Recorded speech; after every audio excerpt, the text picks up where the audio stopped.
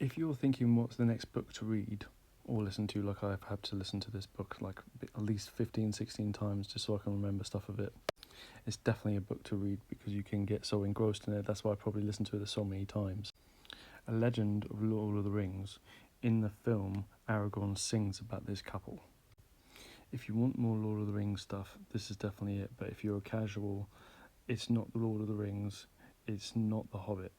It takes a while to get to the story because it's Christopher Tolkien explaining why he wanted to write this book.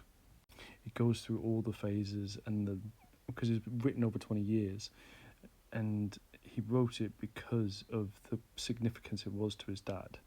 Because Luthien is written on his wife's gravestone, and Beren is written on his. They've got the same gravestone. It gets very technical and gets very into the details.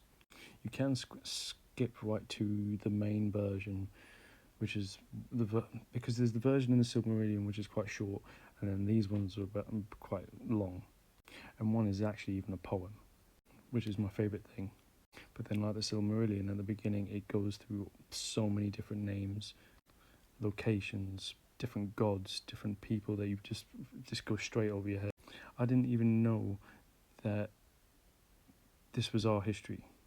Like, there was a Anglo-Saxon dude who went on a boat and found the Lost Isles, and then the elves told him about it, Anglo-Saxons, and then was told more about England. Yeah, the big red book that the Hobbit, that Bilbo writes in, Frodo writes in, Samwise Gamgee writes in, is our history, is their history. And you find out a bit about it in that one, so I need to find more about that. I didn't know.